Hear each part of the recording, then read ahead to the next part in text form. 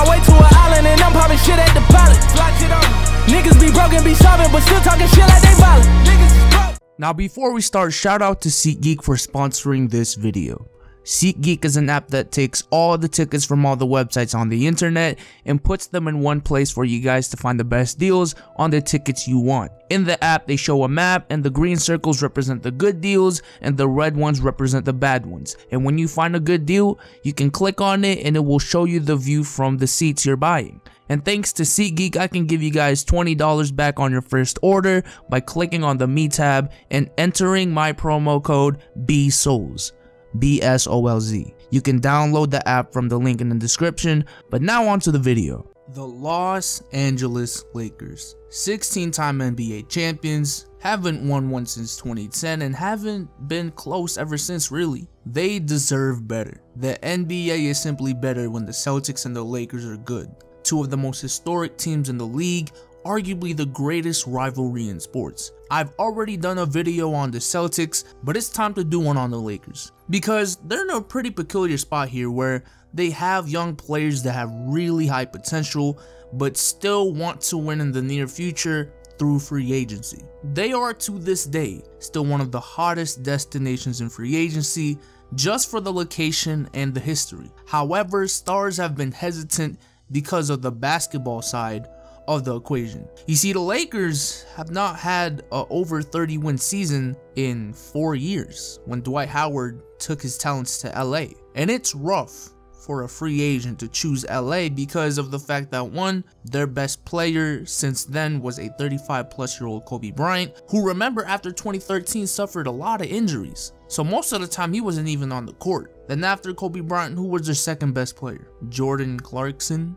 D'Angelo Russell? Combine that with the dysfunction of the franchise before Magic came, it was just tough for free agents to even consider LA because of how bad of a basketball team they were. But now that they do have what seems to be a more competent and level-headed GM in the great Magic Johnson, and their next, again what seems to be their next star point guard in Lonzo Ball, what is the next step for the Los Angeles Lakers? What do they need to do to get back to the promised land? Now, I know the big rumor is the whole Paul George to LA rumor. And personally, if I'm the Lakers, I would not base my whole season and my whole management on getting Paul George. Because first, let's start off with the chance of him just leaving OKC. I know he's only there for 1 year on a 1-year contract, but look at the team he's with. In my opinion, even in the tough Western Conference, they're still a top 4 team, and depending on who they match up with in the second round, I honestly think they have a pretty good chance to get to the conference finals. And once you're there, it doesn't matter what the outcome is unless it's like a 50-point per game blowout sweep. I feel as if Paul George would re-sign with the Thunder and be the replacement to Kevin Durant and see if they can win one there with the MVP Russell Westbrook. Now, disclaimer, when I say the replacement to Kevin Durant, I'm just talking about the role. I'm not saying Paul George is as good as KD in any way. So, you know, let's just make that clear. And let's say, you know what, let's say he does leave OKC. Let's just say he gets knocked out in the second round in 5, which I believe is enough to sway him away. The one thing that Paul George has reiterated more than him wanting to play in LA is that he wants to be in a winning situation. He has said this over and over and over again. He is tired of losing and he wants to be in a winning situation before anything else. So he goes into free agency, right, and he sees the San Antonio Spurs, who always seem to find a way to be in free agency talks. He sees the Houston Rockets after having a presumably successful season. Now this is assuming they don't get Melo, but you know that's changing as we speak.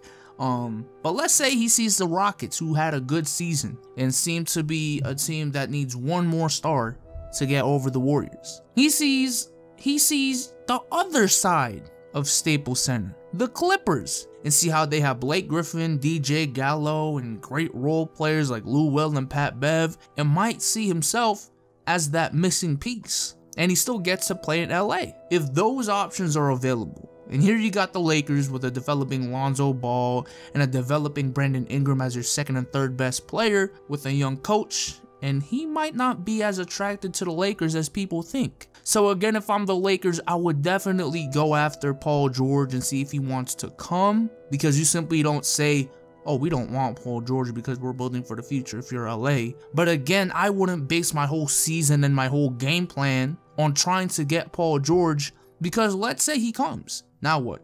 Are y'all better than the Wolves, the Rockets, the Warriors, or the Spurs? I don't think so. But I know some of y'all might be thinking they have room for 2 max free agents. It's not just gonna be Paul George. Again, I would obviously put myself in position just in case they want to come. Because if you have a chance to get Paul George and LeBron in the same offseason, you do not pass that up in any scenario. But this year and this year alone, I wouldn't make moves simply for the fact that I want Paul George and LeBron on my team. I'm not gonna fire Luke Walton because Paul George likes Frank Vogel. I wouldn't fire Luke Walton because I've heard that LeBron James actually wants to play with David Blatt again. I wouldn't try to get a Mike Miller or, you know, these old Miami Heat players or these old Cavs players or these old Pacers players like, you know, George Hill, for example, just for the fact that I want Paul George on my team. I wouldn't do that, but I would want to be in a position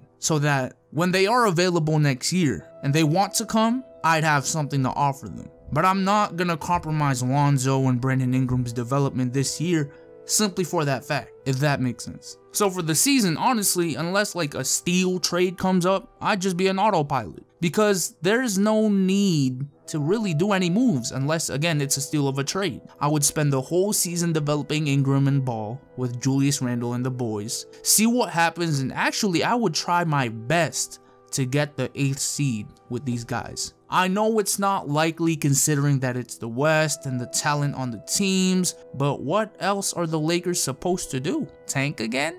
Because the Celtics have their pick, and if they're trying to attract these free agents, it sure would help to see that the Lakers actually made the playoffs and are 1 to 2 pieces away from being a title contender. So the Lakers situation, you know, is actually pretty easy. Just develop the young guys, keep on playing them, try to reach the playoffs this year because you have nothing to gain if you don't, and make sure you have cap space for the big free agents next year. And if they come, great. If they don't, it's all good.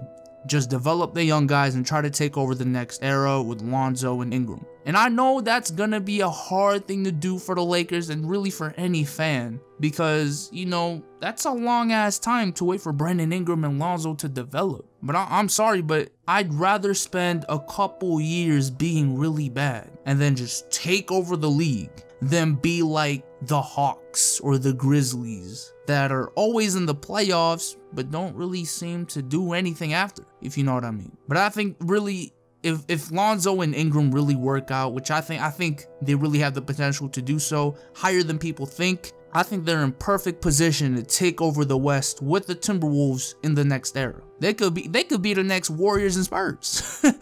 But with that being said, man, you know, I know this was a pretty simple video, but I will try to make this into a series. We still have a long ways to go till the 2018 season, and I think I have enough time to make a video for every single team till then, or at least the majority of the teams. I don't want to make any promises. But with that being said, shout out to SeatGeek again, and with that being said, I am out. Peace.